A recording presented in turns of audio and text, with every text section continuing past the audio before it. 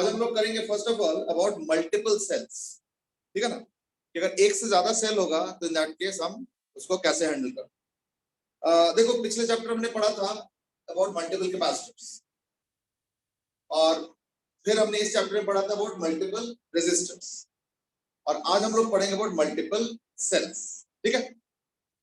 तो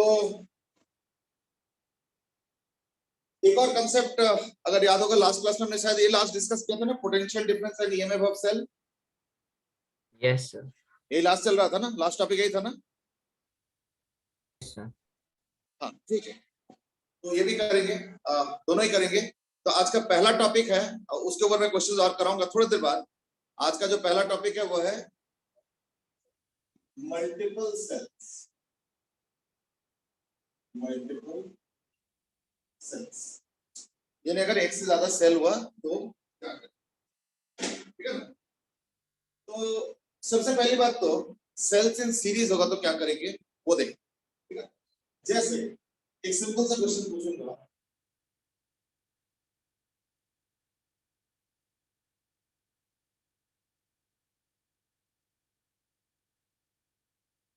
अगर दो आइडियल सेल्स हुआ, वैसे by the way what do mean by an ideal cell, बताओगे बेटे what do mean by an ideal cell? Sir जिसका ईएमएफ उसके पोटेंशियल डिफरेंस की इक्वल हो, जिसका ईएमएफ और वी इक्वल हो। जिसका ईएमएफ और वी इक्वल हो, दैट्स राइट। अब मैं क्वेश्चन को चेंज कर देता हूं। माहिमा बताओगे बेटे कि आइडियल सेल क्या होता है? एक तो इन्होंने बताया, अरमान ने बताया कि जिसके ईएमएफ और पोटेंशियल डिफरेंस सेम हो, but I can switch the question now is that कि ईएमएफ और पोटेंशियल डिफरेंस कब सेम होता है? यस माहिमा बताना चाहोगे? Any answers? ओके, ध्रुव ने एक आंसर दिया है। हाँ बिल्कुल सही बोला है, and that is ideal cell. Ideal cell बोलते हम क्या समझते हैं, जब इंटरनल रेजिस्टेंस इक्वल टू 0 हो, ठीक है। जब इंटरनल रेजिस्टेंस 0 होगा तो उस सेल को हम लोग बोलते हैं एज आइडियल सेल। चलो ठीक, तो ये आइडियल सेल है। तो इसमें अगर सपोज मैं कहता हूं कि क्या दो दो सेल लगा रखा है, इसमें कहीं कनेक्शन में लूज होगा, कुछ गड़बड़ होगा, एक सेल से रिप्लेस करो तो क्या इसके इक्विवेलेंट होगा बताओ? वन सिंगल सेल और ये रेजिस्टेंस क्या होना चाहिए, यस बताओ। तो देखो बिकॉज इट्स टू इजी, इसमें क्या करना है, ऐड करना है, यानी हो जाएगा equivalent is equal to E1 plus E2। तो यानी सेल्स इन सीरीज में क्या करेंगे, ईएमएफ को ऐड कर, बड़ा सिंपल कंसेप्ट, ठीक है। चलो ये तो क्या पहला केस, ये क्या आइडियल केस। अगर मान लो नॉन आइडियल सेल हो जाए तो, यानी पहली बात तो R not equal to 0, that is a non ideal cell. इसमें भी जोड़ दो फिर, एक इंटरनल रेजिस्टेंस R1 एक इंटरनल रेजिस्टेंस R2, तो इक्विवेलेंट क्या होगा ना, ईएमएफ तो E1 प्लस E2 हुआ, R इक्विवेलेंट क्या हो जाएगा, R1 प्लस R2। क्यों? क्योंकि अगर मान लो इसमें करंट देखते हो, इसका I, इसका I क्या होगा, E1 plus E2 by R plus R1 plus R2। अगर मैं इसका एक इक्विवेलेंट निकालता हूं और इसका अगर R इक्विवेलेंट होता है तो इसका करंट क्या होगा, होगा equivalent by R plus R equivalent. तो हम क्या करेंगे, कंपेयर करेंगे, कंपेयर करके क्या मिल रहा है, न्यूमरेटर में इसका मैच करना चाहिए, P equal to 1 plus E2 हो गया, और डिनोमिनेटर मैच करना चाहिए, तो R plus small r equivalent of this cell should be R plus R1 plus R2, यानी ऑब्वियसली फिर स्मॉल r इक्विवेलेंट हो जाएगा R1 plus R2। Actually series में ना कुछ डिस्कस करने लायक है, क्योंकि सीरीज में ऑब्वियसली चीजें बहुत इजी है ना। चलो ठीक है, कोई बात नहीं, इजी होने दो। तो आइडियल और नॉन आइडियल सेल अगर सीरीज में होता है तो हमने उसको रिजॉल्व कर लिया, ठीक है ना। अब देखते हैं इसके आगे, कि हमेशा सीरीज तो नहीं होगा ना। तो एक चीज मैं देख रहा हूं इस दैट कि सीरीज में जो है नेट ईएमएफ बढ़ जाता है। अगर तुम्हारे पास छोटे छोटे बैटरीज है, सेल्स है, तो तुम टोटल ईएमएफ को बढ़ा सकते हो with the help of this. चलो ठीक, अब हम देखते हैं सेल्स इन पैरेलल और आइडियल सेल। तो सेल्स इन पैरेलल कैसे होगा, है ना, सिंपल है। सेल्स इन पैरेलल कैसे होगा, तो सेल्स इन पैरेलल होगा तो ऐसे, ये ई है, ये ई है,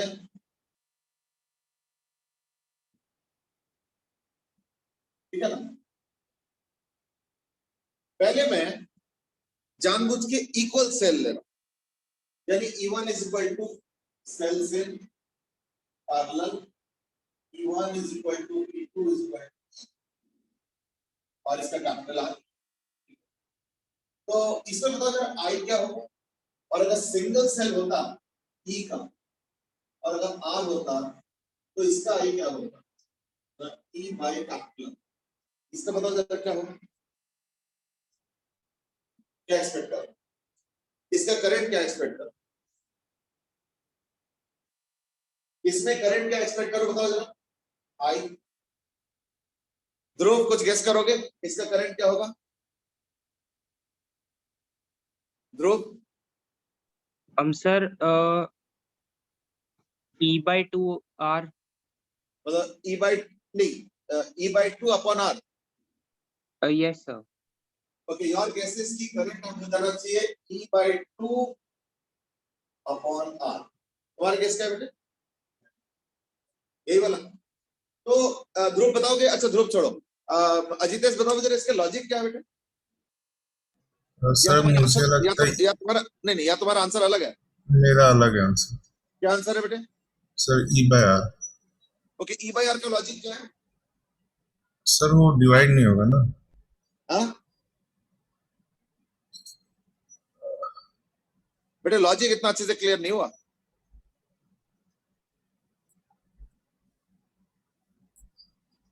मतलब तुम्हारा आंसर अलग है, मैं समझ गया, तुम्हारा आंसर है बाई आर, बट लॉजिक भी तो होना चाहिए ना। तो लॉजिक एक बार फिर से ट्राई करोगे एक्सप्लेन करना? अच्छा तुम ट्राई करो बेटे। यस,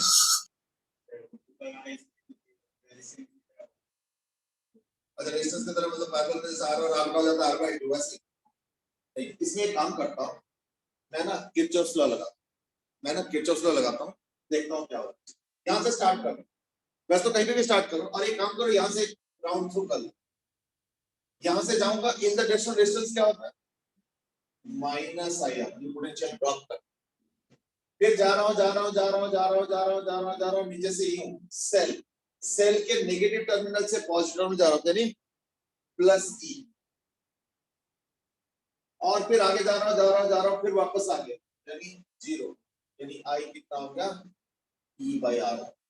इस बार ई बाई टू नहीं आया, बट इससे एक मुझे अजीब सा चीज लग रहा है, इज दैट कि अगर एक सेल यूज करूं तो भी तो ई बाई आर है, और दो सेल यूज किया तो भी ई बाई आर है। अब अगर इस लॉजिक से हम चले तो जरा सोचो कि अगर मान लो मैं ऐसे करूं तो क्या होगा। मान लो मैंने ऐसे सारे ई वाला सेल ले, सारे ई सारे ई, और लेटेस्ट से मैंने एन सेल्स लिया, तो जो करंट बनेगा क्या बनेगा, लॉजिक फिर वही वही वाला लॉजिक, जो लॉजिक यहाँ पे लगा था वो लॉजिक लगा के बताओ आई का वैल्यू कितना आएगा। रोहन बताओ बेटे आई का वैल्यू क्या आएगा, रोहन?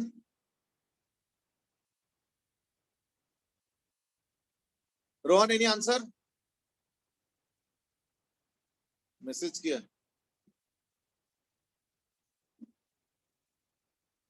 अच्छा नहीं, मैसेज तो उसका है।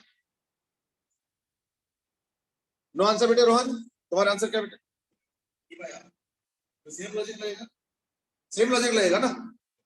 जैसे दो में किया था मैंने, नीचे से निकल के आ गया, तो ऐसे इसी से निकल के आ जाओ, तो देयरफॉर इसका भी हो गया ई बाई आर। बट इससे मुझे एक परेशानी हो रहा है। परेशानी क्या, कि दो सेल लगाओ, तीन सेल लगाओ, पांच सेल लगाओ पैरेलल में, तो फायदा क्या हुआ? एक सेल से ही तो वही करंट बन रहा है, तो फिर पांच सेल क्यों लगाऊं मैं, 10 सेल क्यों लगाऊं मैं, है ना? तो क्या इसमें कुछ फायदा भी है? कोई फायदा गिनवा सकते हो? देखो करंट के टर्म्स में तो मुझे कोई फायदा नहीं हुआ।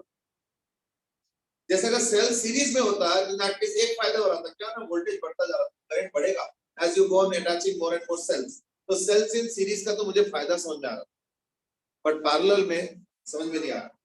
यानी एग्जॉस्ट लेट होगा। अरमान तुमने हैंड रेस किया, जल्दी बताओ। सर जो करंट है वो डिवाइड होगा और जो हर सेल में जो इंटरनल रेजिस्टेंस है उसकी वजह से कम दिन नहीं से नहीं, अभी तो हम लोग आइडियल सेल डिस्कस कर रहे हैं, वो अच्छा सर। इंटरनेशनल वाला आएगा अभी थोड़ी देर बाद। हाँ बोलो। अच्छा ओके सर। सर मेरे को तो ये लग रहा था करंट डिवाइड अच्छा होगा नहीं, उसका कुछ। यहाँ पे एक इंटरेस्टिंग आंसर है जिसने दिया, दैट इज कि सेल्स खत्म धीरे धीरे होगा। That's right. पता है क्यों? क्योंकि सेल के थ्रू ना जब करंट पास करते हैं, in that case it depend करता है कि कितना करंट पास कर रहा है कि उसका लाइफ टाइम क्या होगा। मैं एक छोटा सा एग्जांपल दे रहा हूँ। तुम लोग देखो, वही सेल, पेंसिल सेल रिमोट में भी यूज करते हो, वही पेंसिल सेल जो दीवारों पे खड़ी होता है, जैसे यहाँ पे खड़ी है, उसमें भी यूज करते हैं। वही पेंसिल सेल अब तो यूज नहीं होता है, बट हमारे जमाने में ना ये सब डीवीडी ड्राइव वगैरह नहीं था। जब हम कॉलेज में थे तो हम लोग वॉकमैन यूज करते थे। हो सकता है तुमने वॉकमैन कभी देखा भी नहीं होगा, वो जमाना चला जा चुका है। वॉकमैन में कैसेट रिकॉर्डर डालना पड़ता है, जो कि आज के दिन में हम लोग पेन ड्राइव और है ना वो सब करते। तो कैसेट रिकॉर्डर में एक कैसेट होता था जिसमें मूविंग पार्ट्स होते थे, तो बहुत करंट खर्चा होता। तो 2-2, 3-3 सेल्स का वॉकमैन मुश्किल से 4-5 घंटे में खत्म होता। 3 सेल 4-5 घंटे में खत्म। और यहाँ पे एक सेल ये वाला, ये ऑलमोस्ट 1 साल चलता। ये क्या चक्कर है? ये चक्कर ये है कि अगर एक सेल से कम करंट पास करोगे तो सेल का लाइफ टाइम जाता, यानी इसका फायदा इन टर्म्स ऑफ करंट तो नहीं मिलेगा। क्यों? क्योंकि करंट तो वही आ रहा है, लेकिन एक एक सेल का लाइफ बढ़ेगा। अगर 2 सेल यूज करोगे तो, अगर 1 सेल यूज करोगे तो अगर 2 घंटे में खत्म होता है तो ये 4 घंटे में खत्म होगा। और अगर n सेल्स यूज करोगे तो n टाइम्स लाइफ टाइम होता है। So the life will become n times. N times compared to what? Compared to this. ये सेल जितने देर में खत्म होगा, ये वाला सिस्टम n टाइम्स टाइम के बाद खत्म होगा। क्यों? क्योंकि एक एक सेल के थ्रू अब कम कम करंट जाएगा। क्यों? क्योंकि अगर यहाँ से करंट आ ही जाता है तो जरा देखो, यहाँ से क्या जाएगा I/N, यहाँ से क्या जाएगा I/N, यहाँ से क्या जाएगा I/N। तो करंट कितना ड्रॉ कर रहे हो उसके ऊपर डिपेंड करता है सेल का लाइफ कितना देर होगा। And that's how you can find out. तो इस बार करंट के टर्म्स में गेन नहीं हुआ, लेकिन समय के टर्म्स में गेन। चलो ठीक है, कोई बात नहीं, वो भी कोई कम गेन नहीं है ना। Okay, now let's move on to general case. अब हम देखेंगे नॉन आइडियल सेल। ठीक है, नॉन आइडियल सेल में देखते हैं क्या होता है। नहीं, अभी भी आइडियल सेल में एक सवाल रहेगा, और वो है, अभी देखा होगा जो मैंने सर्किट दिया था पैरेलल में, एक चीज देखा होगा कि मैंने सारे सेल्स बराबर लिए, ई ई ई ई, लेकिन सीरीज में तो मैंने E1 E2 लिया था। तो देखते हैं क्या होता है अगर मान लो पैरेलल में अगर ऐसे करूं तो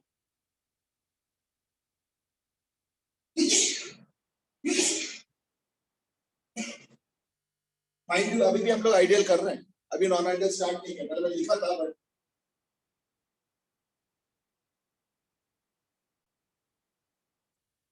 आइडियल अनइक्वल सेल्स, इसमें क्या होगा बताओ? आइडियल अनइक्वल सेल्स, ठीक है, आइडियल अनइक्वल सेल्स। अब बताओ क्या होगा?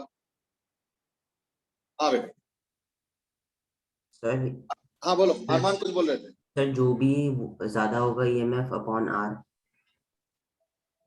ओके चलो ठीक है, मैं ये काम करता हूँ, मैं सपोज कर देता हूँ कि E1 ग्रेटर देन E2, तो यू आर सेइंग कि जो करंट होगा वो होगा E1 बाय R, ये बोल रहे हो ना?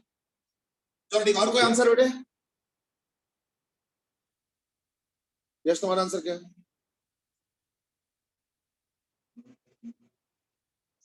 मान लो एक 7 वोल्ट एक 4 वोल्ट, तो वहां से एक आंसर आया, अरमान ने दिया कि दैट 7 वाला डोमिनेट कर जाएगा तो 7 बटा आपका 4 वाला फीका पड़ जाएगा।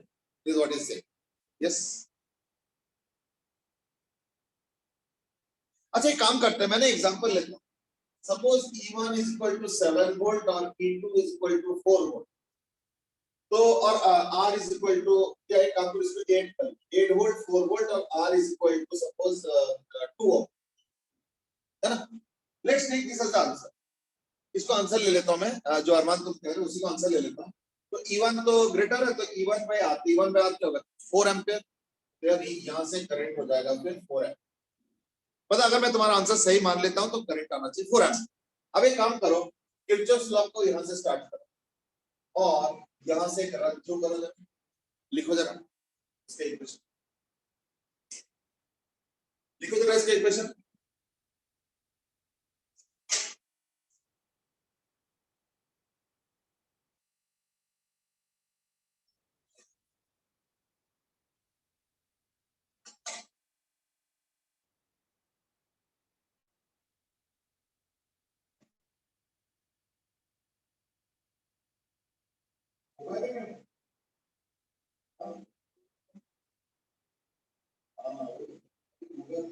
ऐसे इसका मैंने गूगल को इसकी बहुत पसंद है कि उन्होंने ज्यादा भरोसा खाएगा। उसमें बेस्ट ये था ना, मैं क्यूआर कोड मंगवाओ और पेमेंट करो, वो ज्यादा अच्छा है।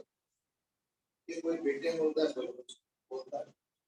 अच्छा, इसका रन थ्रू कर लिया। अरमान है सेठ कि मेरे पास एक नया आंसर है। हाँ बेटा अरमान बोलो नया आंसर। सर मैं सोच रहा था क्योंकि इक्वेशन अलग आई है तो ऐसा होगा मेरे हिसाब से कि इनके ईएमएफ एक दूसरे को इक्वल तक ले आएंगे और उसके बाद फिर नॉर्मल हो जाएगा। अच्छा चलो ठीक है, मैं आंसर बताता हूँ। बट कुछ कॉन्ट्रडिक्शन तो मिला ना? क्या कॉन्ट्रडिक्शन मिल रहा है ना? अकॉर्डिंग टू किरचॉफ्स लॉ अगर एक लूप कंप्लीट करके वापस आओगे तो क्या आना चाहिए? राइट हैंड साइड में 0 आने चाहिए ना? देखते हैं टेस्ट करके। लो जी यहां से जा रहा हूं मैं, ये E2 से जा रहा हूं तो क्या होगा? +4 या -4? +4। क्यों? क्योंकि मैं इधर से इधर जा रहा हूं। फिर माइनस आया तो -4 × R, R बोलते हैं 2, और वापस आ गया तो इज इक्वल टू 0 होना चाहिए। तो 0 तो हो नहीं रहा। 4 - 4 × 2, ये तो माइनस से 4 आ रहा है और राइट हैंड साइड में तो 0 है, यानी ये मैच नहीं कर, यानी कुछ तो गड़बड़ है। मैं बताता हूं गड़बड़ क्या है। याद रखना ये सेल में कोई रेजिस्टेंस नहीं है। अब अगर मान लो सेल का जो चाहत होता है, you have to understand what does the cell try to do. एक सेल क्या करता है, ऐसे करंट का कोशिश करता है। इनफैक्ट ये जो कोशिश वर्ड यूज कर रहा हूं ना, और जो मैंने लास्ट क्लास में एक टॉपिक पढ़ाया था, ये बड़ा इंपॉर्टेंट चीज है। देखना इस पे क्वेश्चंस करेंगे तो तुमको रियलाइज होगा। This is what a cell tries to do. मतलब वो करंट कैसे भेजना चाहता है ना, जो बड़ा वाला लाइन है ना वहां से बाहर निकलता है और यहां से एंट्री करता है। ये होता है एक सेल इन नॉर्मल कंडीशंस। तो सेल हमेशा ऐसे कोशिश करते हैं, लेकिन कई बार फेल हो जाते हैं। क्यों फेल होते हैं उसके ऊपर डिस्कस करूंगा। एक काम करता हूं, अब मैं इसका एक्सप्लेनेशन देता हूं। देखो अब अगर तुम करंट को देखते हो तो करंट यहां से निकलने की कोशिश करेगा, ये पहला सेल का काम है। दूसरा सेल का काम है करंट यहां से जाएंगे। अब जरा सोचो, ये जो करंट यहां पे आया, थोड़ा सोचो जरा, ये जो करंट यहां से आया इसके पास दो रास्ते हैं। एक रास्ता है इधर जाना, एक रास्ता है इधर आना। अभी फिलहाल थोड़ी देर के इसको बंद रखो, ये भी कुछ कर रहा होगा बट अभी इसको बंद रखो। अब देखो यहां से जो रास्ता है ना, इसके अंदर देखो कोई रेजिस्टेंस नहीं। देखो यहां से जो रास्ता कोई रेजिस्टेंस नहीं, लेकिन E2 का ऑपोजिशन। क्यों? क्योंकि E2 तो करंट इधर नहीं चाहता ना, E2 करंट इधर चाहता है। तो therefore there is a conflict, therefore there is a conflict। यानी ये जो E1 ने करंट भेजा है यहां से यहां तक, उसके लिए दो रास्ते अवेलेबल है, एक इधर से जा सकता है, एक इधर से जा सकता है। ये वाला जो करंट है उसको अपोज कर रहा है E2 सेल, और ये वाला जो रास्ता है इसमें है रेजिस्टेंस। इसमें E2 अपोज तो कर रहा है पर इक्वली दमदार सेल तो नहीं है, यानी कम अपोजिशन है और बिना रेजिस्टेंस का पाथ मिल जाता है। करंट हमेशा याद रखना बिना रेजिस्टेंस के पाथ को प्रेफर करता है। इसलिए क्या होगा, ये जो करंट है वो देखना ये से निकल जाएगा, इसमें हो जाएगा इक्वल टू 0। क्यों? ये रेजिस्टेंस फ्री पाथ होगा, ये रेजिस्टेंस फ्री पाथ होगा। और एक चीज बताऊं, अगर तुम देखोगे इस लूप पे नेट वोल्टेज क्या होगा 8 वोल्ट और उसको अपोज करने वाला 4 वोल्ट, यानी इस लूप का अब नेट वोल्टेज हो गया कितना? अच्छा एक काम कर, इसको 5 कर लो, तो अगर 3 वोल्ट ये फिर हो जाएगा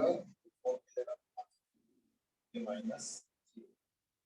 ये मैंने चेंज इसलिए किया क्योंकि देखो नेट वोल्टेज भी 4 है और एक सेल का भी 4 है, तो कई बार दिमाग में सोच रहे थे कि ये क्या है, ये अलग अलग चीज है। इसका ऑपोजिशन 5 का है, ये 8 वोल्ट का है, यानी इस लूप के अंदर टोटल 3 वोल्ट अवेलेबल, इस लूप के अंदर 3 वोल्ट अवेलेबल है और कोई रेजिस्टेंस, तो यानी करंट को एक रेजिस्टेंस फ्री पाथ मिल रहा है, यानी अब ये हो जाएगा what is called as short circuit.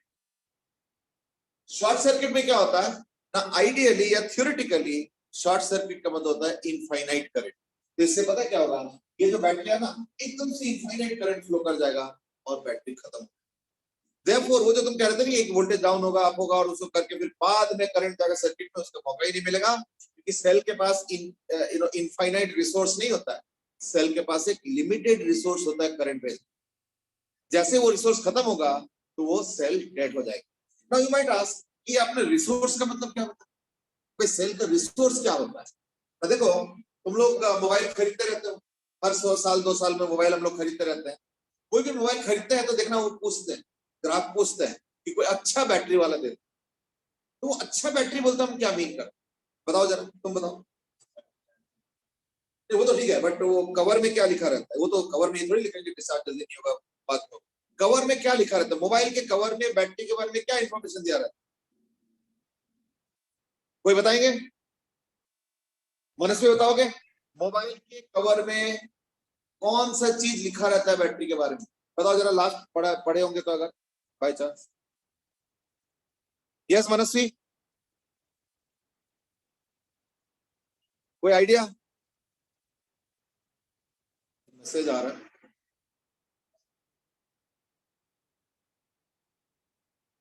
Okay तुम बताओ जरा। नहीं वोल्टेज नहीं लिखा था, कुछ और रहता है, वोल्टेज भी रहता है बट कुछ और रहता है, जो कि हमें लाइफ टाइम बताता है कितना लाइफ।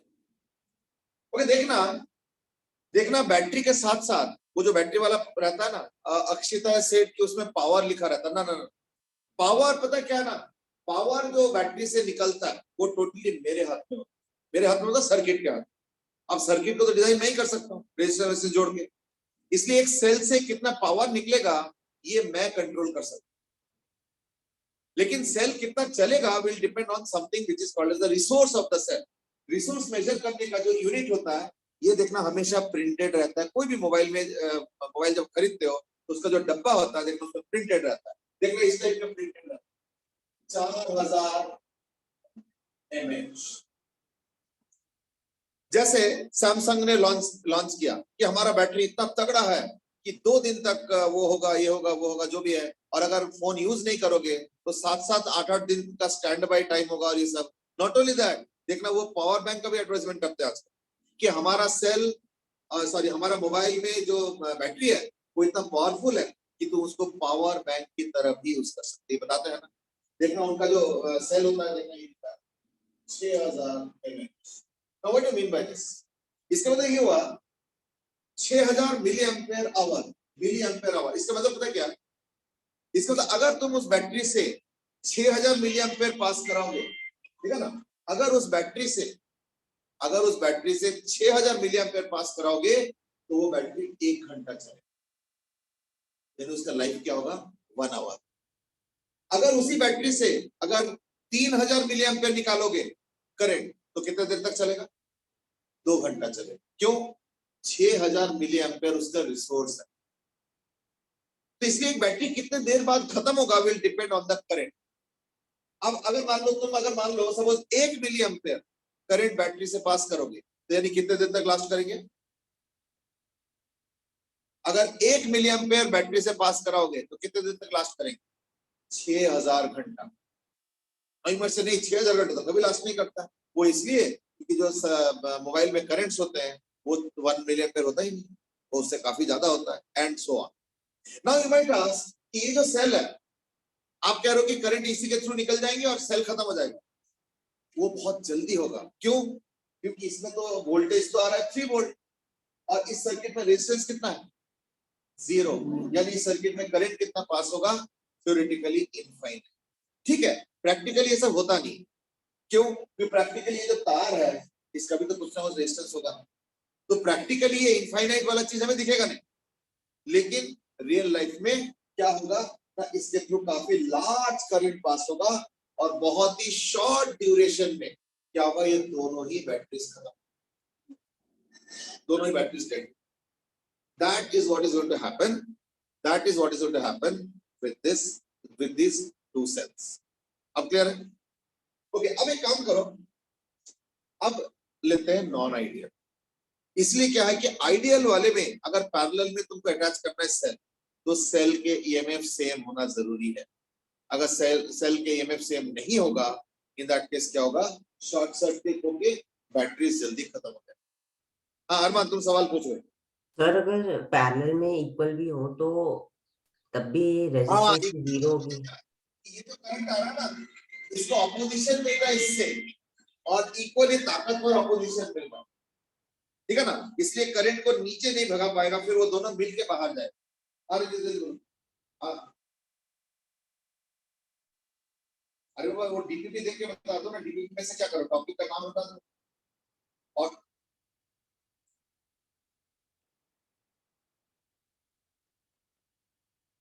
असाइनमेंट 1 नहीं क्यों नहीं, सिर्फ सॉल्यूशन में एसओएल। हाँ हाँ हाँ हाँ बिल्कुल ठीक है ना, वो टॉपिक वाला हट गया और डीपीपी की जगह असाइन। बाकी तो सब क्लियर है, एक एक करके डाल दो, ठीक है ना। अब जो है ना, कल से जो एक एक करके, चलो ठीक है ओके।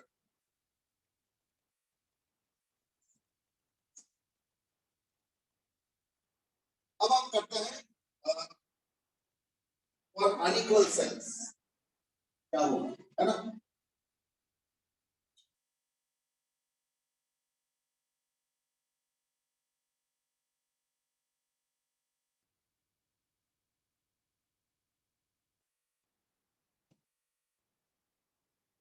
ये थोड़ा सा प्रोसेस लंबा है, पेशेंटली हम बढ़ेंगे आगे। सपोज यहां से करंट आई जा रहा है और ये E1 R1, ये E2 R2, यहाँ से I1 करंट जा रहा है, यहाँ से I2 करंट जा रहा है, और तो मैं इसका A नाम दे देता हूँ, इसका B नाम दे देता हूँ। ये दो सेल का होगा, और इसका इक्विवेलेंट सपोज एक सेल यूज करूंगा मैं, ठीक है ना, इक्विवेलेंट R इक्विवेलेंट। और देखो इक्विवेलेंट का मतलब क्या होता है कि दोनों सेल को हटा के, या जो भी नंबर ऑफ सेल्स है उसको हटा के, अगर मैं एक सिंगल सेल डालता हूं जिसका कुछ ईएमएफ और कुछ इंटरनेशनल होगा, और करंट अगर सेम है, तो ही हम इक्विवेलेंट मानेंगे।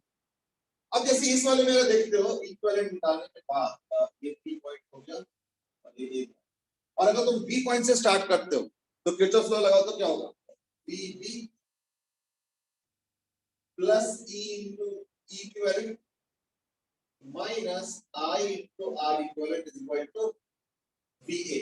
उधर गया, तो therefore VA minus VB is equal to equivalent minus I into R equivalent। आ गया ना। अब एक काम करो, ये जो करंट है इसका एक लूप इक्वेशन लिख लो, ठीक है, ये वाला लूप इक्वेशन लिखो जरा, मैं 10-20 सेकंड वेट कर रहा हूं, ये वाला लूप इक्वेशन लिखो, ठीक है, जल्दी करो।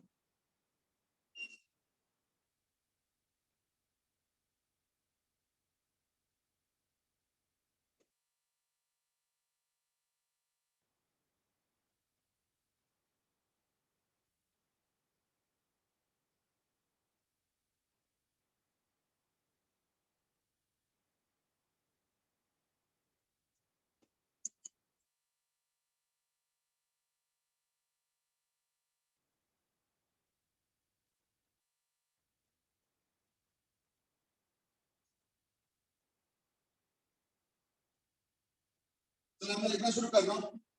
तो पहली बात तो E1 minus I1 R1 minus E2 plus, अच्छा I2 को मैं लिख देता हूँ I माइनस I1, तो कर ही सकता हूँ, plus I minus I1 into R2 is 0, यहीं से स्टार्ट कर दिए। अब इससे क्या होगा, I1 को अलग करना चाहता हूं, यानी I1 R1 minus I1 R2 is equal to आ जाएगा E2 माइनस E1, ठीक है ना, उधर चला गया तो E2 minus E1 minus IR, यानी जो I1 है वो आ जाएगा E2 minus E1 bye R1 minus R2 minus, ठीक है, minus I1 plus plus plus, क्यों? मैं अगर इनको इधर ले जाता हूँ तो असर से लगता है। तो एक काम करो, फिर इसको ऐसे लिखो E1 माइनस E2, मतलब मैं माइनस I1 R1 और माइनस I1 R2 उधर ले, है ना, तो ये बचेगा E1 minus E2 plus IR, नहीं ये वाला तो प्लस IR2 हो गया, क्योंकि मैं I1 R1 और I1 R2 इधर, तो I1 कितना हो गया फिर E1 minus E2 by R1 plus R2 plus I into R2 by, ठीक है ना, ये I1 का एक्सप्रेशन अभी निकाला मैं, अभी एक बार स्टेप बाय स्टेप करूंगा, एक्चुअली जगह बहुत कम होता है तो इसलिए मैं इसको यहाँ पे एक बार जगह स्पेयर लिख देता हूँ। I1 is equal to E1 minus E2 by R1 plus R2 plus I into R2 by R plus R2, हो गया। अब एक काम करता हूँ मैं B पॉइंट से स्टार्ट करके ऐसे करके A पॉइंट पे जाता हूँ, तो मुझे ना इसके साथ कंपेयर कर, ये वाला एक्सप्रेशन इसके साथ कंपेयर कर, तो क्या करूं, BB minus I1 R1 plus E1, ठीक है ना, इज इक्वल टू VA, यानी VA माइनस BB क्या आएगा, VA माइनस BB क्या आएगा, ये इधर आ गया, E1 minus I1 R1, E1 minus I1, जगह बहुत कम है इसलिए मैं थोड़ा सा कंफ्यूज करूंगा, तो E1 माइनस I1 के जगह बड़ा सा एक्सप्रेशन, तो I1 के जगह जो बड़ा एक्सप्रेशन है वो है E1 minus E2 by R1 plus R2 into R1, minus में है तो इसको minus I into R2 R1, ठीक है, मैं I1 के जगह पुट कर रहा हूँ,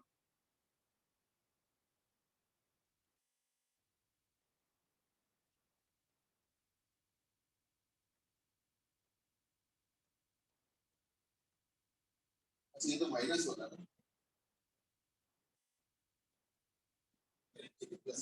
तो माइनस इधर आ गया I into R1 R2 by R1 plus R, ठीक है, बना दिया।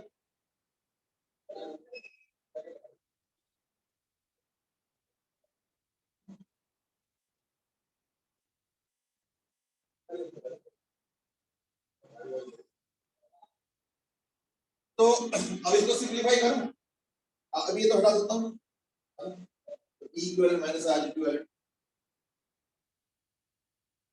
जगह कम है इसलिए ये सब करना पड़ रहा है, तो अब क्या करूं, E1 माइनस ये, तो यानी ये हो जाएगा equal to E1 R1 plus E1 R2 minus E1 R1 minus E1 R1 plus E2 R1 plus E2 R1 by R1 plus R2 minus minus I into R1 R2 by R1 plus R2, और वो जो standard आया था वो आया था equivalent minus I into R, है ना, VA माइनस VB, याद आ रहा है ना, वो जो इक्विवेलेंट वाले का बनाया था तो ये आया था इसके साथ मैच करा, तो जब E1 R1 तो खत्म हो गया, तो ये बन गया equal to E1 R2 plus E2 R1 by R1 plus R2 minus I into R1 R2 by R1 plus R2, यानी अब अगर मैं इनको कंपेयर करूं तो ये इक्विवेलेंट आ गया, अगर मैं कंपेयर करूं तो देखो ये इक्विवेलेंट आ गया, और अगर उसके साथ कंपेयर करो तो क्या होगा, ये आर इक्विवेलेंट है ना, लेकिन याद रखना मैं ये दो सेल्स के लिए नहीं, मैं एक जनरलाइज पैटर्न निकालना चाहता हूं, इसलिए मैं इसको थोड़ा सा मैनिपुलेट करके लिखूंगा, लेकिन मेरे पास जगह नहीं, यहां से निकालता हूं, आई होप कि सब नोट हो चुके होंगे, मैं ना इसको थोड़ा सा इंटेलिजेंटली लिखूंगा, क्यों? क्योंकि देखो अगर मैं पूछूंगा इस एक्सप्रेशन को बता के या दिखा के कि 3 सेल्स के पैरेलल का लिखो जरा एक्सप्रेशन, तो थोड़ा सा मुश्किल पड़ेगा। इसमें भी अगर मैं बोला 3 सेल्स का लिखो जरा, तो थोड़ा मुश्किल पड़ेगा। पर मैं भी एक फॉर्मेट में लिखने वाला हूँ, सब लोग नोट करो और देखो कि 3 या 5 अगर 10 सेल्स होंगे तो क्या करेंगे। मैं इस एक्सप्रेशन को मैनिपुलेट कर रहा हूं, जरा क्या कर रहा हूं, मैं R1 R2 से थ्रू आउट मैं डिवाइड करूंगा, न्यूमरेटर डिनोमिनेटर दोनों। तो ये क्या हो जाएगा, E1 by R1 plus E2 by R2 by 1 by R1 plus 1 by R minus I into 1 upon 1 by R1 plus 1 by R2। देखो हर चीज का एक पर्पस होता है। ये जो फॉर्मेट आया ना, इस फॉर्मेट को देख के मेरे लिए ये बताना बड़ा मुश्किल है कि 3 सेल्स के लिए मुझे क्या करना चाहिए। ना इसको देख के बता सकते हो और ना ही इसको देख के बता सकते हो कि इक्विवेलेंट ईएमएफ कैसे लिखना चाहिए, इक्विवेलेंट रेजिस्टेंस कैसे लिखना चाहिए, बट इस फॉर्मेट को देख के बता सकते है ना। मैं इसका प्रूफ बताता हूँ। तो प्रूफ क्या, एविडेंस हो जाएगा, आप सामने बताओ। अगर मान लो 3 सेल्स होंगे, अगर मान लो 3 सेल्स होंगे, तो दैट केस बताओ जरा एक्सप्रेशन में क्या करो।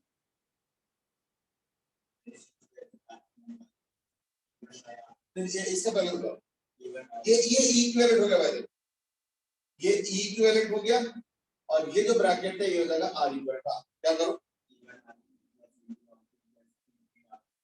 इसी by R upon 1 by 1 plus 1 by 2 plus 1 by. अब देखो कितना आसानी से तुम 3 सेल का बता सकते हो, इस फॉर्मेट को देख के बता सकते थे, मुश्किल। इसलिए हमने जानबूझ के मैनिपुलेशन किया so that we can find out a format which is easy to handle.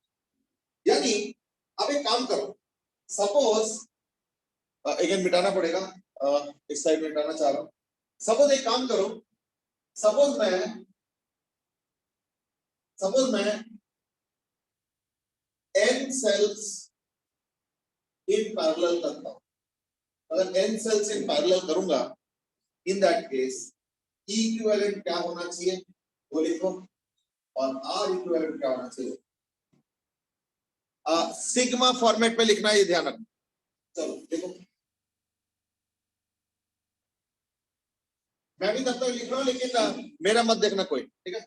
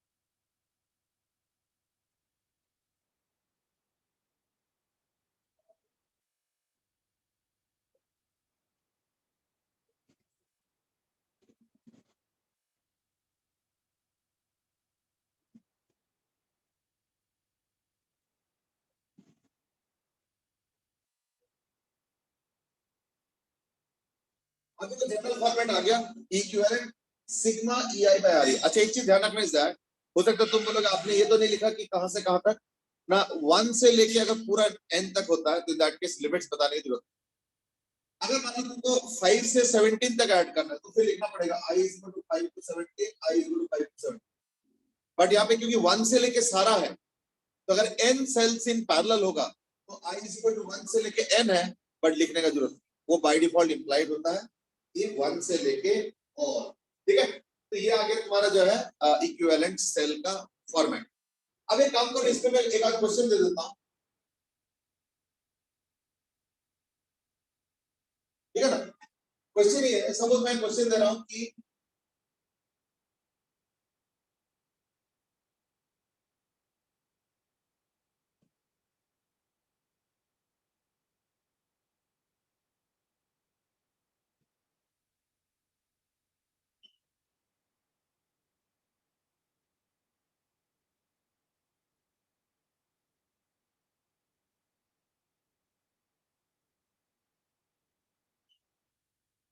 अब इसको रिप्लेस करना है by equivalent cell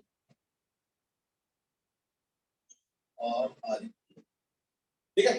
find out the single cell that will act in the same way as this combination, ठीक है। चलो करो जरा।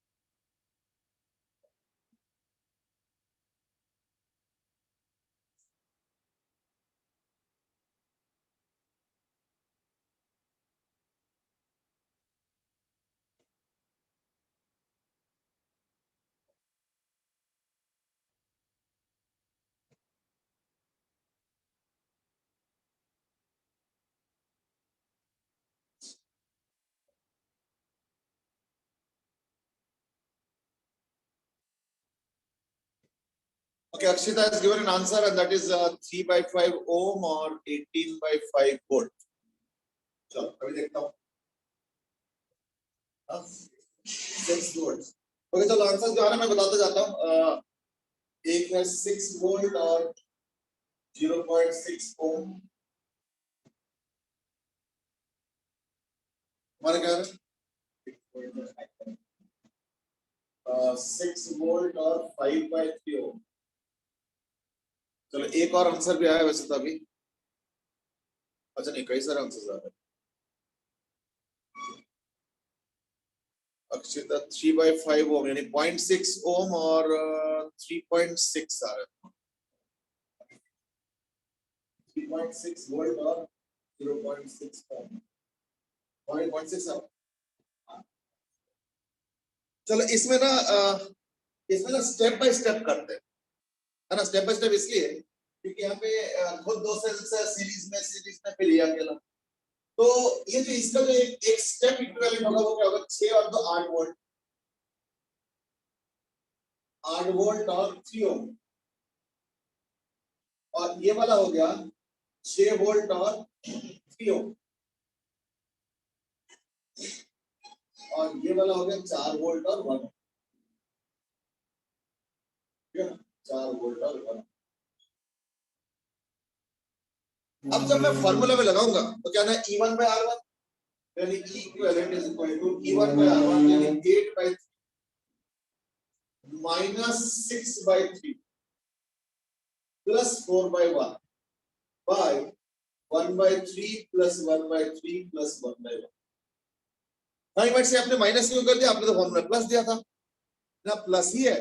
लेकिन दिक्कत क्या है कि बैटरी का पोलैरिटी देखो जरा। ये 8 वोल्ट जब हमने डिराइव किया थे तो हमने E1 और E2 का ओरिएंटेशन सेम रख के डिराइव किए थे। लेकिन यहाँ पे देखो 8 वोल्ट और 4 वोल्ट का ओरिएंटेशन इधर है और 6 वोल्ट का ओरिएंटेशन इधर। देखो 8 वोल्ट और 2 वोल्ट मिलके इधर कॉम्बिनेशन आ।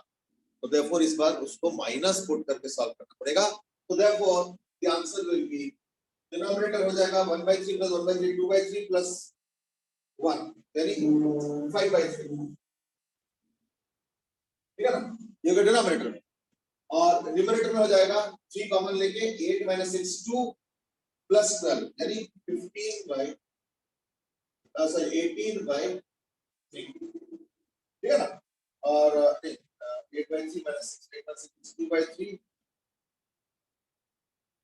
plus 4 14/3 यानी इक्विवेलेंट हो गया 14/3 into 3/5 यानी 2.8, ठीक है ना। इसमें से आंसर नहीं है तो कोई बात नहीं, बस सीख लो अच्छे से। ये हो जाएगा 2.8 वोल्ट इसका इक्विवेलेंट ईएमएफ आ। हाँ रेजिस्टेंस आसान है क्योंकि रेजिस्टेंस में कोई साइन नहीं होता है, करंट इधर जाए तो भी ऑपोजिशन, इधर जाए तो भी ऑपोजिशन। सेल में होता है, अगर इधर सेल रखो तो सपोर्ट कर रहा है, इधर सेल रखो तो अपोज कर रहा है, सो इसलिए सेल में प्लस माइनस डालना पड़ता है, लेकिन रेजिस्टेंस में हमेशा अपोजिशन होता है, उसमें कुछ नहीं होता है। जब R इक्विवेलेंट हो जाएगा 1/1/3 प्लस 1/3 प्लस 1 यानी 3/5 यानी आ गया 5 Clear? So that is equal to 0.6. ठीक है 0.6। लेकिन देखो क्वेश्चन वही है, लेकिन एक थोड़ा सा इशू डाल दिया बीच में, वो है पोलैरिटी। ये तो छोटी छोटी चीजें होता है, जैसे जैसे एक्सपोजर होगा देखना तुम भी केयरफुल रहोगे, है ना। आगे से मेरे ख्याल से कई लोग शायद ये प्लस करके आंसर आ रहा है, चलो ठीक है, छोटे छोटे मिस्टेक्स होते रहते हैं, उससे सीखेंगे भी। Okay let's move on now, that was about your multiple cells, ठीक है ना। अब एक काम करता हूँ, सपोज मेरे पास बहुत सारे सेल्स, तो लेट अस से मेरे पास सेल्स है n और उसको मैंने m into n कर दिया। Now what do you mean by m into n? तो मैंने क्या किया, ऐसे सेल्स लिए इस तरीके से m सेल्स, और याद रखना ऑल सेल्स या each cell is suppose e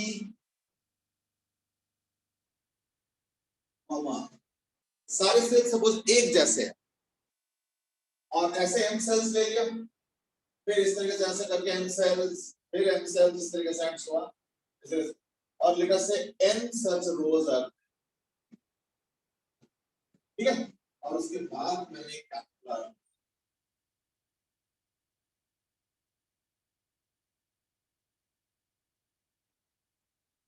obviously फिर तीन सवाल बनते हैं, इसका E इक्विवेलेंट, इसका R इक्विवेलेंट और इसका करंट। खैर थर्ड वाला क्वेश्चन तो रिडंडेंट है, थर्ड वाला क्वेश्चन तो फर्स्ट और सेकंड सॉल्व होगा, तो थर्ड वाला तो ऑटोमेटिकली इमीडिएटली सॉल्व हो जाएगा, फिर भी ठीक है, तो हम प्रैक्टिस के लिए बनाएंगे।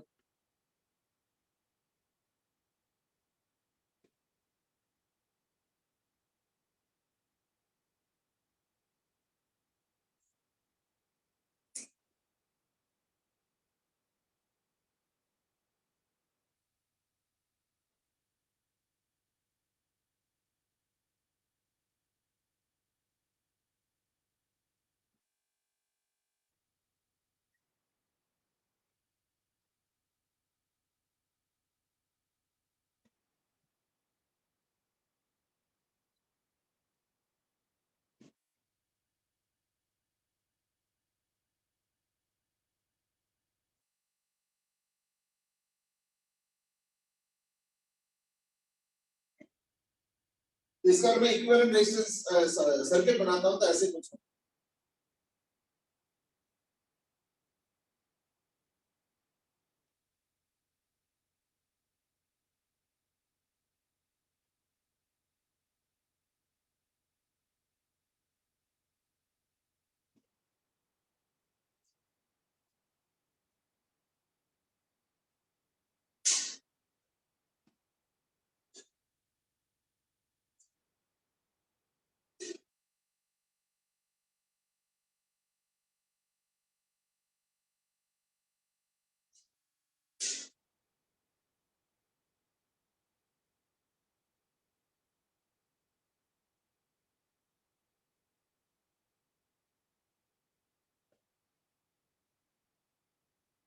तो आई थिंक अब स्टार्ट करें, कोई आंसर आया अभी तक? E by M ना, E by M तो नहीं होगा, पर क्या रहा है? हाँ एक्चुअली देखो पता क्या, M cells are in series, तो E plus E plus E plus E होता जाएगा M टाइम्स, तो देयरफॉर ये हो जाएगा M times. What about the n rows that are there, ना पैरेलल में है तो उसका कोई असर नहीं। हाँ वो जरूर है कि इसका लाइफ n टाइम्स होगा, अगर तुम एक ही सेल लगाते रो लगाते तो जितना लाइफ होता है उससे ज्यादा हो, ठीक है ना।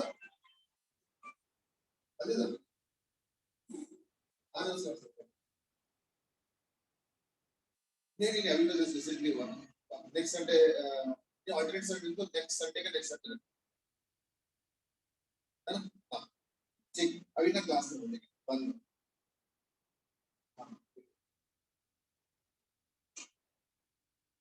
अच्छा, तो E इक्विवेलेंट क्या हो जाएगा? therefore m टाइम्स और R इक्विवेलेंट में देखो small r plus small r plus small r mr और पैरेलल में जब 1 बाई मतलब पैरेलल में जब n होता है तो क्या होता है 1 बाई n टाइम्स, यानी कि R इक्विवेलेंट हो गया mr बाय n, यानी करंट क्या हो गया फिर ना m times E by mr by n plus क्या, ठीक है, I is equal to m times E by mr by n plus क्या, ठीक है। ओके, अब मैं एक छोटा सा थ्योरम कराऊंगा और उसके बेसिस पे जो डिस्कशन होगा उसमें मैं वापस आऊंगा इसमें, ठीक है ना, और वो है, बट मैं थ्योरम का भी नाम नहीं लेना चाह रहा हूँ क्योंकि नाम से ना कई बार हिंट मिल जाता है, इसलिए मैं एक क्वेश्चन दे रहा हूँ और उसके ऊपर ग्राफिकल एनालिसिस करके देखता हूँ, और वो है कि सपोज मेरे पास एक सेल है,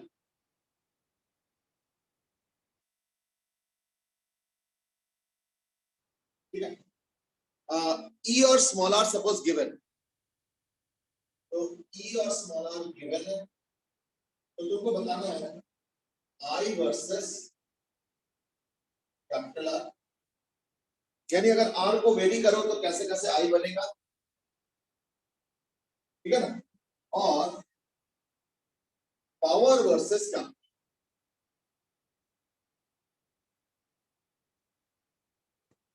से पावर का क्या है ना, याद करके तो हमने क्लास 10 में पढ़ा है, तो पावर तो वही I स्क्वायर R और नहीं तो V स्क्वायर R भी है, V स्क्वायर बाय R भी है और नहीं तो VI। और एक चीज याद दिलाऊंगा फिर से, हमने कैपेसिटर में भी काफी डिटेल में डिस्कस किया था, इस दैट कोई ऐसे नहीं कि ये वाला फॉर्मूला सही होता है वो फॉर्मूला गलत होता है, सारे सही, ठीक है ना, बस ढंग से अप्लाई करो तो तीनों से आंसर सेम आता है। हाँ, ये जरूर सही है कि I स्क्वायर वाला फॉर्मूला जो है इज प्रेफर, देखो प्रेफर करने का मतलब ये नहीं कि बाकी गलत, प्रेफर इसलिए करते हैं क्योंकि कई बार कैलकुलेशन में हमें फायदा पहुंचता है, तो प्रेफर्ड इन और V स्क्वायर बाय R वाला फॉर्मूला इज प्रेफर्ड इन, अब बताओ जरा क्या है, I स्क्वायर वाला R वाला फॉर्मूला कब प्रेफर करते हैं सर सीरीज, यस अक्षर, अक्षर I स्क्वायर R वाला कब प्रेफर करते हैं अक्षर, I स्क्वायर कैपिटल R वाला फॉर्मूला कब प्रेफर करते हैं, सर सीरीज वाला। ठीक है, मनस्वी ने भी सीरीज बताया, चलो ठीक है, यानी ये वाला प्रेफर्ड होगा इन सीरीज, बट तीनों से याद रखना सेम आंसर आएगा और करेक्ट आंसर आएगा, और ये वाला प्रेफर करते हैं अगला, VI वाले में कोई फर्क नहीं पड़ता, सीरीज में भी सेम है, पैरेलल में सेम है, कोई ज्यादा अंतर नहीं।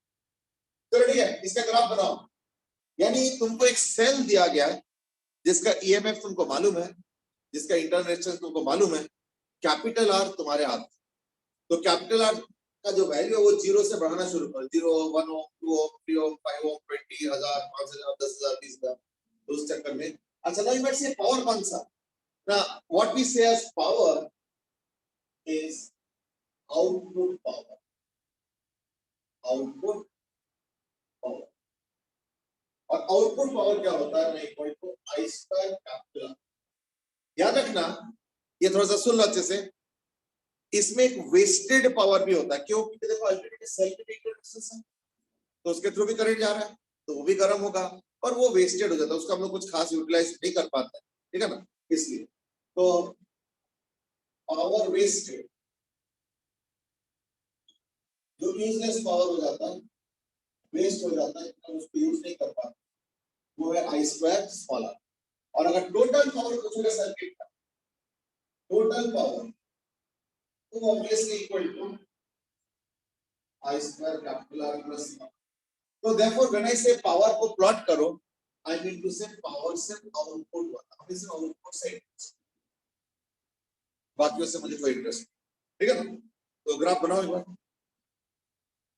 फटाफट ग्राफ बनाओ,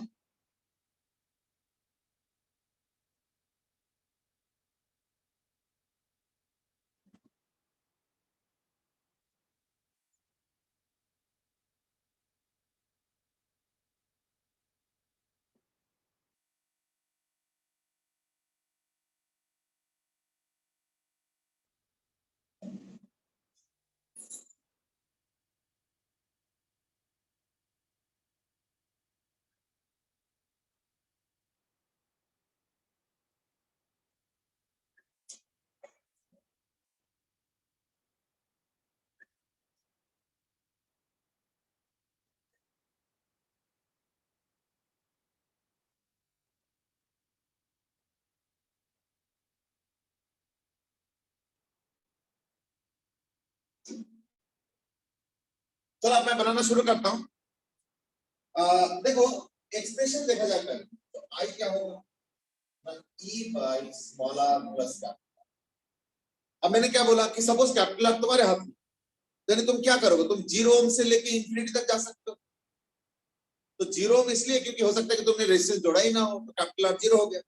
और अगर 1 ओम 2 ओम करते करते बढ़ाते होते दैट इज, तो कैपिटल आर जब 0 होगा तो ये हो जाएगा ई बाई स्मॉल आर, ये करंट हो जाएगा। और क्या ना, जैसे जैसे कैपिटल आर बढ़ाते जाओगे तो क्या होगा ना, करंट घटता जाएगा, डिनोमिनेटर क्या बढ़ता जाएगा। और आर कैपिटल आर की वैल्यू जब इनफाइनाइट होगा तब करंट जीरो। therefore अब आ जाओ आउटपुट, ये और इंटरेस्टिंग है क्योंकि आउटपुट पावर क्या है, आई स्क्वायर कैपिटल आर। पर एक दिक्कत है कि पावर आउटपुट का जो फॉर्मूला है वो है I square capital R. Now that is equal to, क्योंकि आई क्या होगा, द आई तो E by small R plus capital R, यानी E by small R plus capital R का होल स्क्वायर इनटू कैपिटल। तो मैं इसको ना जानबूझ के थोड़ा अलग तरीके से लिखना चाहता हूं, तो चलो कोई नहीं, मैं फॉर्मेट डिजाइन करता हूं, r square plus 2 small r capital R plus r। मैं जानबूझ के क्या करता हूं, न्यूमरेटर और डिनोमिनेटर दोनों को कैपिटल R से डिवाइड करता हूं। क्या आ जाएगा, इस कैपिटल R हट जाएगा फिर न्यूमरेटर से, अब डिनोमिनेटर में आ जाएगा small r square by capital R plus 2 small r plus capital R। Now you might say अजीबोगरीब मैनिपुलेशन आप क्यों कर रहे हो, जनरली तो हम लोग ऊपर नीचे मल्टीप्लाई करते हैं, नीचे डिनोमिनेटर को रैशनलाइज करने के, आपने तो न्यूमरेटर को मैनिपुलेट करने के लिए किया। हाँ आंसर इज बिल्कुल बात सही है, ये थोड़ा रेयर है। जनरली हम लोग डिनोमिनेटर को मैनिपुलेट करते हैं और तमाम चीजें मल्टीप्लाई डिवाइड करते हैं सेम नंबर से। यहाँ पे हम लोगों को पर्पस था कि न्यूमरेटर से आर को हटाओ। अब इससे फायदा समझो, मैं एक काम करता हूँ, इधर जगह नहीं है तो मैं इसे मिटा देता हूँ। इस एक्सप्रेशन को स्टडी करो। मैंने क्या बोला था कि कैपिटल आर का वैल्यू तुम कुछ भी ले सकते हो, कैपिटल आर का वैल्यू 0 से लेके इनफाइनाइट तक। अगर मान लो ये एक्सप्रेशन तुम देखते हो तो as r tends to 0, बता सकते हो b tends to 1।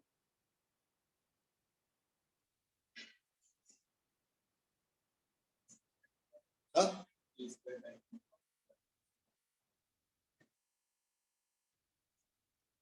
बता सकते हो कि जैसे जैसे कैपिटल आर का वैल्यू 0 की तरफ जाएगा तो पावर का वैल्यू किस तरफ जाएगा, सर 0। सौम्या बताओगे बेटे, Saumya Saumya what's your answer.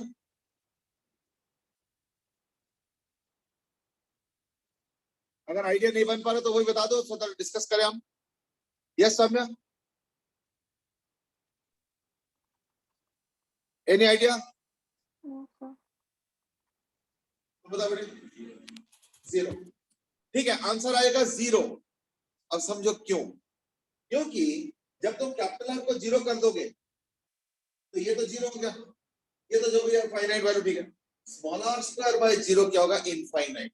यानी कैपिटल आर का वैल्यू जितना छोटा होता जाएगा उतना देखना small R square by capital R उतना बड़ा होता जाएगा, यानी डिनोमिनेटर बहुत बड़ा हो जाएगा, तो ऑब्वियसली फिर क्या होगा, पावर 0।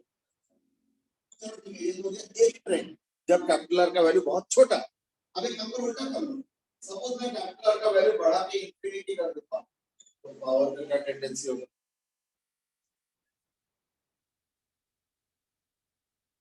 अक्षिता बताओ बेटे, अक्षिता बताओ बेटे कि अगर कैपिटल आर का वैल्यू इनफाइनाइट की तरफ कर दूंगा तो पावर का वैल्यू किस तरफ ट्रेंड करेगा, सर 0। 0। बिल्कुल बात सही है। क्यों, अब ये वाला नहीं रोल प्ले कर रहा है कुछ खास, ये भी नहीं, कैपिटल आर तो इनफाइनाइट हो जाएगा, तरीका फिर से 0। यानी एक इंपॉर्टेंट डिस्कशन ये आ रहा है कि अगर मान लो तुम पावर ऑफ द रेजिस्टेंस देखते हो कैपिटल आर, तो कम रेजिस्टेंस पे भी पावर 0 आ रहा है, बहुत ज्यादा रेजिस्टेंस पे भी 0 आ रहा है, हमेशा थोड़ी 0 आएगा। इसलिए मैं गेस्टिमेट कर रहा हूं, यानी एस्टिमेट भी कर रहा हूं, गेस भी कर रहा हूं। तो गेस्टिमेट कर रहा हूं क्या कि 0 से स्टार्ट होगा और वापस जाएगा 0 पे इंफिनिटी रेजिस्टेंस पे, यानी बीच में बढ़ के जाएगा।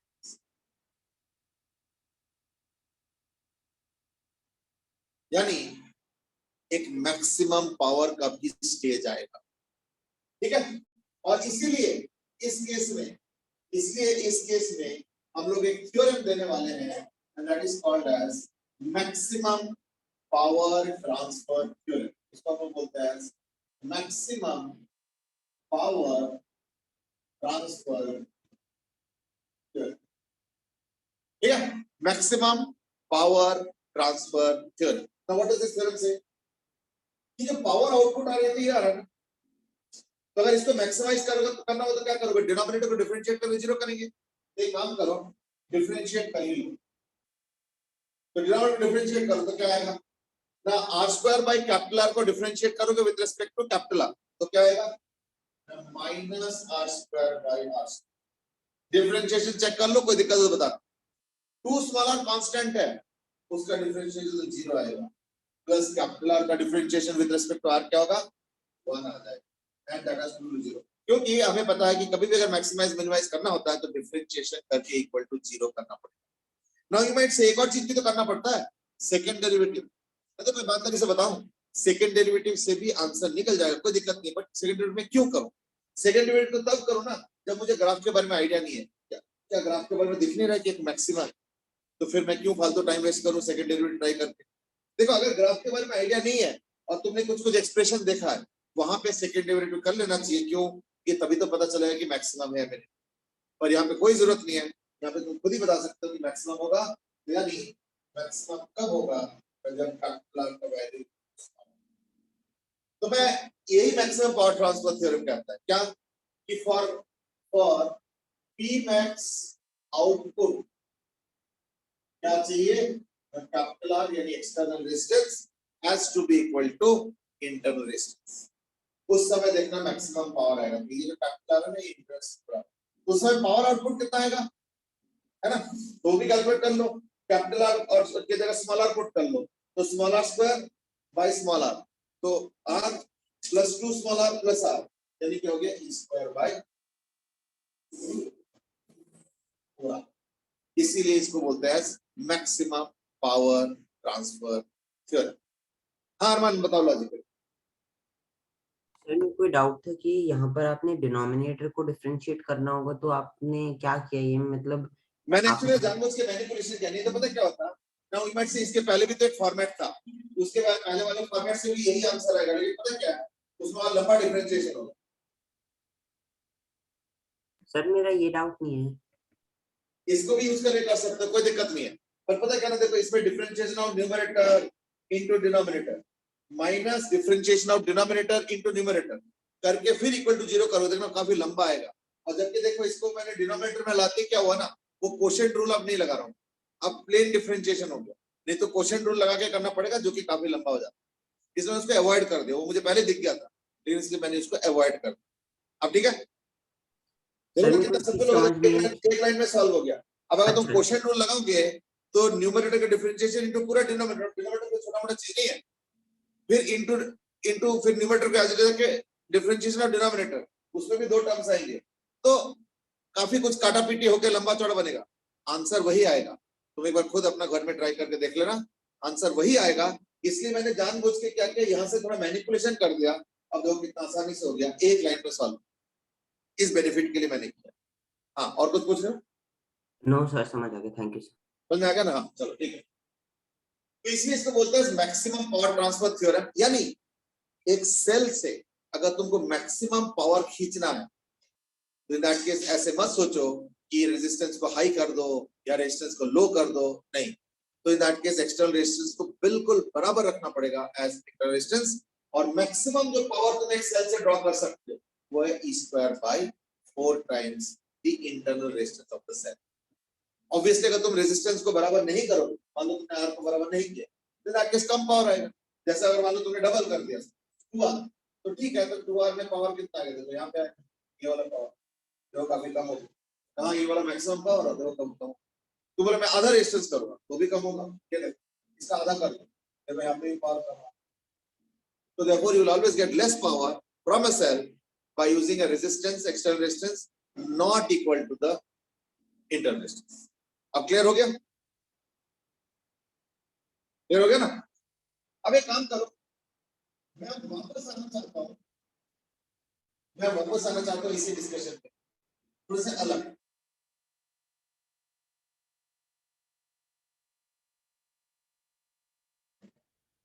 और वो ये है कि सपोज मैंने क्या किया, मेरे पास n सेल्स है, ठीक है ना, मेरे पास कैपिटल N सेल्स है, और वो जो सेल्स है मैं सबको सीरीज में लगा देता हूँ। तो अगर ए सीरीज में लगा देता हूँ दैट केस पावर आउटपुट क्या है? हाँ भाई, तो एक सेल वही है ई एंड स्मॉल आर, और पावर आउटपुट कैपिटल आर, मतलब एक्सटर्नल रेजिस्टेंस कैपिटल आर। तो कितना हो जाएगा? n n टाइम्स e हो गया ईएमएफ, और रेजिस्टेंस हो जाएगा r by plus n times r, ये हो गया करंट, है ना। और करंट का square into capital R is the power output.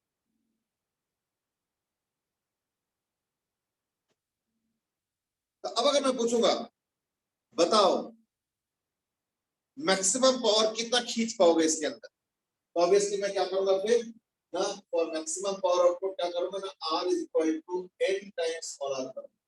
तो फॉर p max, तो लिख दो फिर इसके जगह, then equal to n e whole square by nr plus nr into nr is equal to n square e square by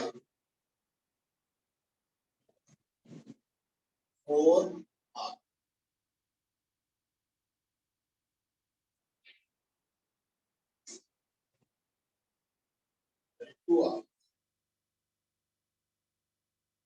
जो कि maximum power जो कि तुम खींच सकते हो इसमें से, है ना। चेक कर लो।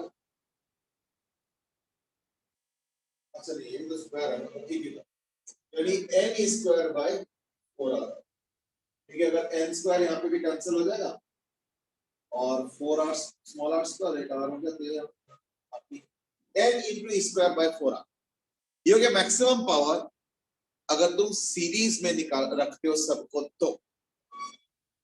सेकेंड, अगर ऑल पैरेलल रखते हो तो,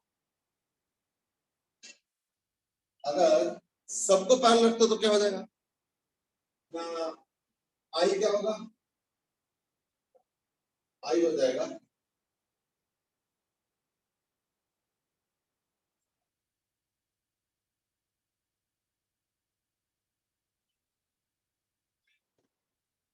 और पी हो जाएगा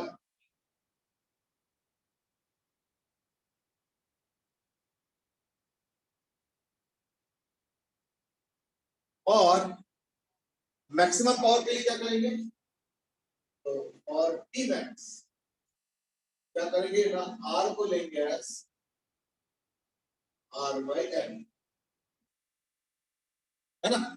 अगर सबको पैरेलल में रखोगे तो इक्विवेलेंट जो रेजिस्टेंस बनेगा वो तो आर बाई कैपिटल एन होगा, तो मैं भी इसलिए बोल रहा हूं। तो देखो पी मैक्स क्या हो जाएगा ना, ई स्क्वायर तो है ही, ये स्मॉल आर बाय एन है और कैपिटल आर भी स्मॉल आर बाय एन हो जाएगा। तो 2 टाइम्स स्मॉल आर स्क्वायर और एक आर कैंसिल हो गया, 2n स्क्वायर 4 स्मॉल आर, यानी n square into e square by 4 small, ऐसे कुछ आ रहा है, चेक करो जरा। अच्छा नहीं, ये भी n टाइम्स से आता है क्योंकि वो e तो r बाय n होगा, है ना, यानी n into e square by 4 times small R. यानी मैं देख रहा हूं कि अगर तुम कैपिटल N वाले सेल को सबको सीरीज में लगाओ और अगर कैपिटल N वाले सेल सबको पैरेलल में लगाओ और उसके बाद मैक्सिमम पावर खींचने वाला कंडीशन बनाओगे, तो इन दैट केस क्या होगा, दोनों बराबर आ। Now that leads to an interesting situation. अब जरा देखो सिचुएशन क्या है।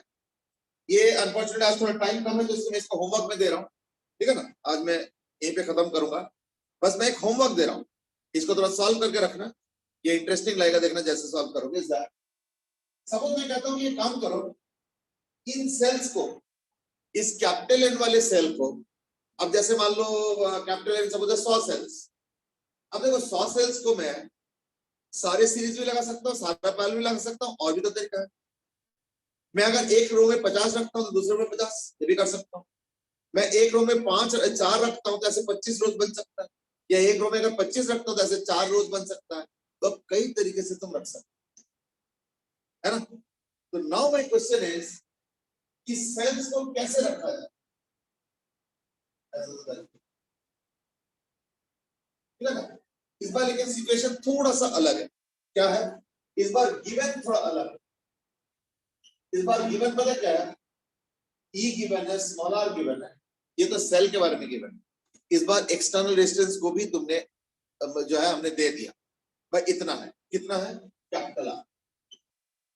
अब जो मैं होमवर्क दे रहा हूं तो ध्यान से सुनना। होमवर्क ये है कि इन सेल्स को how to arrange them in the form of m into n। जैसे 50 के 2 रो, 4 के 25 रो, 20 के 5 रो, 10 के 10 रो, अलग अलग तरह से कर सकता हूँ ना अरेंजमेंट। तो कौन सा अरेंजमेंट मुझे करना चाहिए? मैं 100 का एग्जांपल लिया, ऐसा और भी हो सकता है। कौन सा अरेंजमेंट लिया जाए? तो find out the arrange, how to arrange them in the form of m into n। ठीक है ना? Such that power is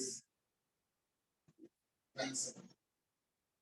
ठीक है? Such that power is maximum।